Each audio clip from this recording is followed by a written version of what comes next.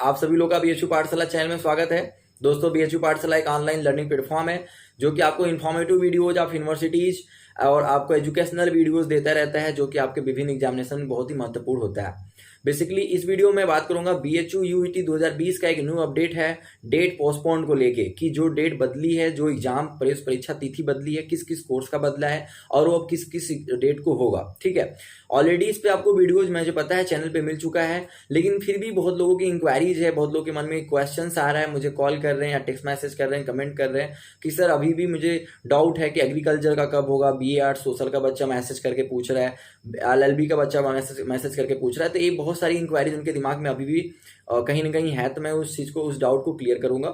और फिर इस वीडियो में ये भी बात करेंगे इस टॉपिक पे कि बाय द वे जिस कोर्स का डेट पोस्टपोन्ड हुआ है या नहीं होता है, तो आगे की क्या आपकी प्लानिंग होनी चाहिए, स्टडी प्लानिंग क्या होनी चाहिए, बेसिकली इन सब मुद्दों पे बात करेंगे। तो सबसे पहले मैं आपको दो डेट बताता हूँ। एक है 26 अप्रैल जो कि अभी आने वाला है, और उसके नेक्स्ट मंथ में आने वाला है अप्रैल के बाद मई में 10 मई को। ठीक है, ये दो डेट के जो एग्जाम है, कौन कौन से कोर्स में बताता हूँ।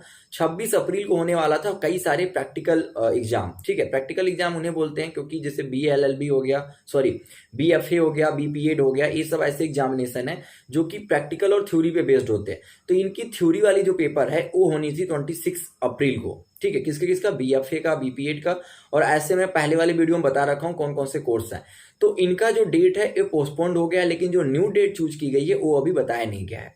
फिर जो 10 मई को होने था वो होना था, वो यूजी का नहीं है, अंडर ग्रेजुएट का नहीं है, वो पोस्ट ग्रेजुएशन का है, पीईटी का है। ठीक है, उसमें एमए का है और एमएससी का है। एमए लिंग्विस्टिक का है और एमएससी में फॉरेंसिक साइंस और एक दूसरा कोई कोर्स है।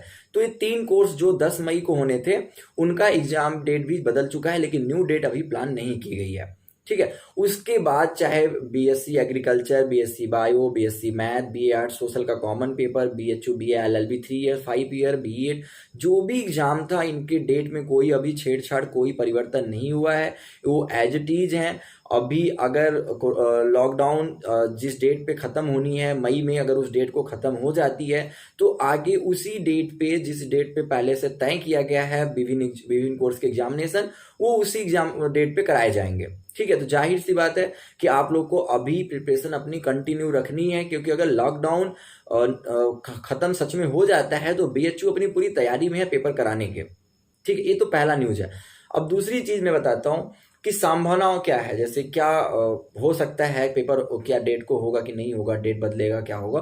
तो देखिए, पहली बात कि आप अपनी प्लानिंग से तैयार रहिए। आपको जो डेट दी गई है आपको उसी हिसाब से अपनी तैयारी रखनी है। जहां तक मुझे आइडिया है कि मे भी पेपर का डेट अभी बदले, ठीक है, लेकिन फिर भी आप लोग अपनी पूरी तैयारी में रहिएगा। और आपको क्या प्लान करना है अब मैं उसके लिए बताता हूँ। जैसे मैं बीए आर्ट सोशल या एग्रीकल्चर किसी भी कोर्स को ले लूँ, पूरे बीएचयू इन रेंज के कोर्स को ले लूँ जिसकी डेट उसी पे होनी है, तो सबसे पहले आप 2 टाइम निश्चित कीजिए। ठीक है, एक तो आप हमेशा आगे वाली चीज़ों को पढ़ते रहिए जो आपका अभी तक कोर्स में इंक्लूड नहीं हुआ है, जो आपके सिलेबस में है लेकिन आपने उसको पढ़ा ही नहीं है। ठीक है, एक टाइम पे आप उसको पढ़िए। दूसरे टाइम पे आप जो टाइम रखेंगे उस टाइम पे आपका रिवीजन चलेगा। ठीक है, फिर रिवीजन में क्या होगा कि जिस चीज़ों को आप पिछले पढ़ चुके हैं उसको आप फिर से रिवाइज करते चलो, क्योंकि वो भूले ना, क्योंकि अब एग्जाम टाइम बहुत कम बचा हुआ है, तो रिवीजन बहुत जरूरी है। ठीक है, ऐसा ना हो कि आप आगे पढ़ते चले जाओ पीछे का भूलता चला जाए। तो ये 2 चीजें आपको अपने डेली रूटीन बेसिस में इंक्लूड करनी है। हाँ, जो लोग मेरे कैंडिडेट हैं, जो कैंडिडेट मेरे मतलब ये होता है कि जो मेरे सब्सक्राइबर है, जो डेली रूटीन पे मुझे फॉलो करते हैं, उनके लिए ये है कि आप डेली बेसिस पे लाइव सेशन अटेंड करो, डेली बेसिस पे टेलीग्राम क्विज अटेंड करो, और फिर उसके बाद मेरी स्टडी मटेरियल को भी एक टाइम बना लो, उस टाइम पे आप उसको पढ़ना है। मेरी टेस्ट सीरीज 20 तारीख से लॉन्च हो रही है, आप उस टेस्ट सीरीज को ज्वाइन कर लो जिससे कि आपकी प्रिपरेशन और बेहतर हो सके। मैं टेस्ट सीरीज को इस तरीके से फ्रेम कर रहा हूँ, देखिए मेरे सामने पड़ा हुआ है, अभी मैं दिन भर बैठ के इसको बना भी रहा था। ठीक है, देखिए ये सब टेस्ट सीरीज के क्वेश्चन मैं बना रहा हूँ। ठीक है, ये सब अपने हाथ से बना रहा हूँ।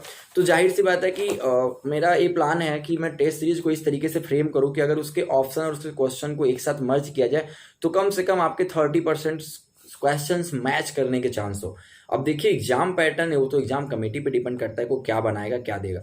हम अपने सिलेबस के अकॉर्डिंग पेपर बना सकते हैं, जैसा मेरा मेंटल लेवल है मैं उस बेसिस पे काम कर रहा हूँ। आपके लिए बहुत हेल्पफुल हो सकता है, अगर आप टेस्ट सीरीज ज्वाइन करते हो तो बहुत फायदे की चीज़ है। तो मैं आपको बताया कि 2 टाइम चूज करना है, एक रिवीजन के लिए, एक आगे प्रोसीड के लिए, ठीक है। फिर उसके बाद आप एक बात ध्यान रख लीजिए बहुत अच्छे से कि आपको ये टाइम अब दोबारा लौट के नहीं आने वाला है। अगर कोरोना सही हो जाता है, भगवान करे कि सही हो जाए, सही हो जाता है, तो आपके पास समझ लीजिए कि बहुत कम टाइम बचा हुआ है। ऐसे में बहुत लोग सबसे पहले तो मैथ और मेंटल एबिलिटी से डरा हुआ है।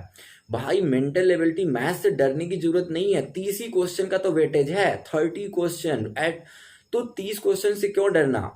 अगर 30 क्वेश्चन में 30 चैप्टर भी है, अगर एक एक चैप्टर से एक एक क्वेश्चन उठाता है तो भी आपके पूरे कोर्स से कम 30 क्वेश्चन आ जाएंगे पूरे सब्जेक्ट से, मेंटल एबिलिटी या मैथ का, ठीक है, पूरे चैप्टर से। तो मेरा कहने का मतलब ये है कि आपको हो सकता है कि मेंटल एबिलिटी में कुछ चैप्टर तो अच्छा लगता होगा ना, जैसे even odd, coding decoding, sequence and series, ranking, calendar, ऐसे कुछ टॉपिक्स हैं ना जो बहुत इजी हैं, तो आप बेसिकली उन्हीं को पढ़ लो। कम से कम 7-8 ऐसे इजी चैप्टर हैं जिसको आप पढ़ के 7-8 क्वेश्चन सही कर सकते हो मेंटल एबिलिटी में।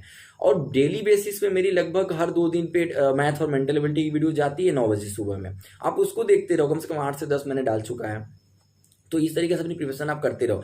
फिर मैथ में भी कुछ इंपॉर्टेंट चैप्टर हैं, जैसे CISI मत छोड़िएगा, साधारण ब्याज बहुत इंपॉर्टेंट है, average, ratio, percentage, profit and loss, ये सभी इंपॉर्टेंट है।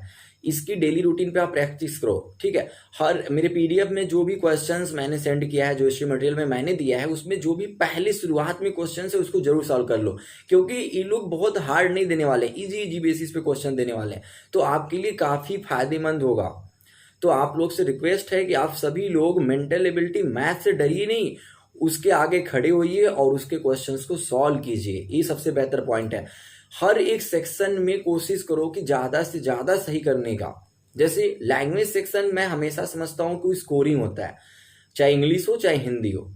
हिंदी की तो मैं गारंटी लेता हूं कि अगर आप मेरे PDFs और मेरे ग्रामर सेक्शन को और मेरे वीडियोस को फॉलो करते हो तो मुझे जहां तक आइडिया कि 25 क्वेश्चन आउट ऑफ 30 में आप 100% सही कर लेते हो।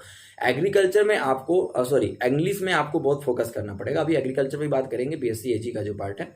तो इन सभी चीजों को आपको ध्यान देना है कि आपको लैंग्वेज सेक्शन को बहुत ध्यान देना है। मैथ और रीजनिंग से डरिए नहीं, आप महत्वपूर्ण जो भी आपके फेवरेट चैप्टर्स हैं मेंटल एबिलिटी और मैथ में, उसको पढ़िए। और GK GS जैसा हमारे चैनल पर चल रहा है उसको फॉलो कीजिए, आपके लिए बहुत फायदेमंद है। और स्टडी पैकेज पढ़ते रहिए, फिर उसके बाद टेस्ट सीरीज ज्वाइन कर लीजिए। बहुत सारे जो आपके पास ऑलरेडी अवेलेबल है स्टडी मटेरियल, आप उसको पढ़ते रहिए, डरने की जरूरत नहीं है। आराम से स्लो मोशन में पढ़ाई कीजिए, करंट अफेयर्स भी फोकस करना शुरू कर दीजिए, उसकी PDF तैयार है मेरे पास, उसको आप ले सकते हो। तो इन सभी चीज़ों को एग्रीगेट करके आप पढ़ाई करते रहिए, ठीक है। उसके बाद अगर आपको कोई प्रॉब्लम होती है तो you can comment box in my comment section, ठीक है। वीडियोज के कमेंट बॉक्स में कमेंट कीजिए, आप अपनी प्रॉब्लम्स बताइए, मैं आपको बताऊंगा उसमें क्या करना है, ठीक है।